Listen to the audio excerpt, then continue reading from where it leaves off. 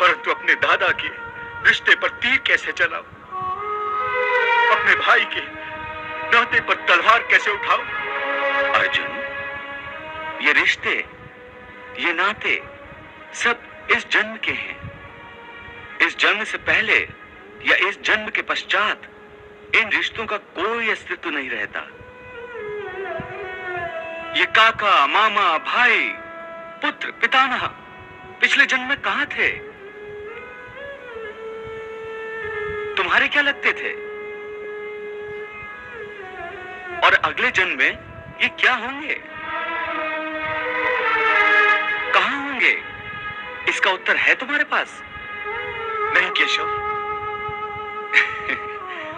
इसीलिए कहता हूं कि जब शरीर नाशवान है तो ये रिश्ते भी नाशवान हैं,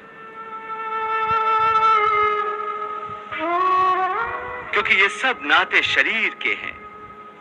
और ये जो तुमने अपने पिता का उदाहरण दिया कि उनका तुम्हारा पिता पुत्र का नाता तो समाप्त नहीं हुआ, तो ये भी तुम्हारा भ्रम है, अज्ञान है। केवल तुम्हारे मन में अभी तक वो रिश्ता जीवित है, क्योंकि तुम अभी तक उसी जन्म में हो। परंतु तुम्हारे पिताश्री इस समय जिस योनि में भी होंगे, उनके लिए वो रिश्ता समाप्त हो चुका है। पिता की बात छोड़ो, अपनी बात करो। पिछले जन्म में जब तुम्हारी मृत्यु हुई होगी,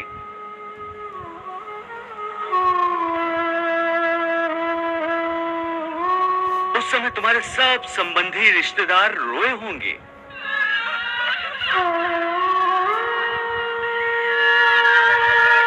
तुम्हारी पत्नी ने, तुम्हारे पुत्रों ने बहुत विलाप किया होगा।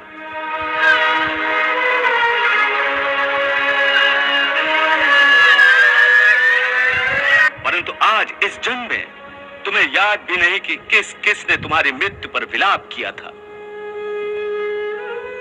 आज तुम्हारे लिए उनका या उनके रोने धोने का कोई मोल नहीं।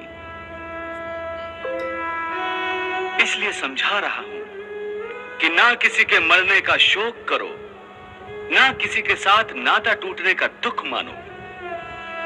वैसे भी मेरी माया इतनी प्रबल है अर्जुन, कि जिन्हें तू समझता है कि तेरी मृत्यु के बाद शोक करेंगे, सारा जीवन रोते रहेंगे, वो भी असत्य है।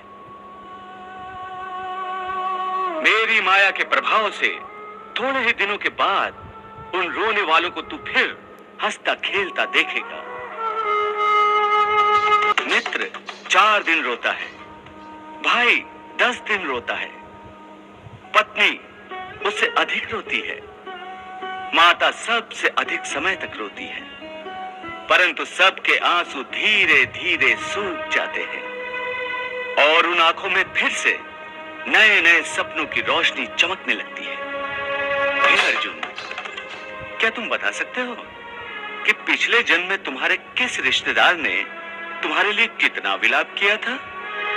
नहीं केशव, ये मैं कैसे बता सकता हूं? मुझे तो ये तक याद नहीं कि वो कौन थे। बस जिस तरह तुम अपने पिछले जन्म को भूल गए हो, उसी तरह तुम अपने इस जन्म को भी भूल जाओगे। इस जन्म के रिश्तों का अर्थ तुम्हारे आने वाले जन्म में कुछ भी नहीं रह जाएगा।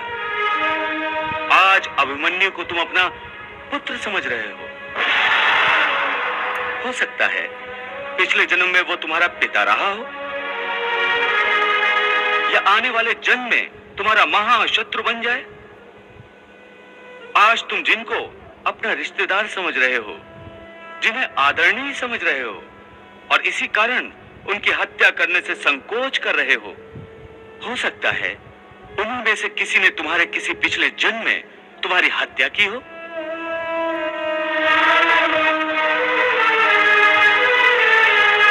या तुम अगले जन्म में उनकी हत्या कर दो। हे अर्जुन, ये रिश्ते शरीर के जन्म के साथ पैदा होते हैं और शरीर की मृत्यु के साथ मर जाते हैं। इसलिए इन रिश्ते नातों के चक्रव्यूह से बाहर आ जाओ। आत्मा अमर है, इस अमर सत्य को पहचानो। रिश्ते तो बदलते रहते हैं, हे अर्जुन, इसलिए तुम्हें न रिश्तों से मोह करना चाहिए, न रिश्तों के टूटने का शोक करना चाहिए।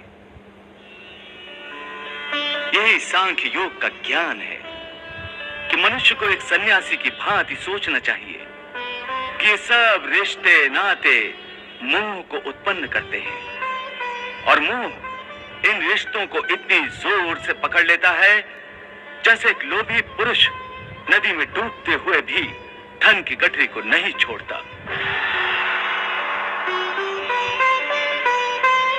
और आखिर में उसी गठरी के बोझ से खुद भी डूब जाता है।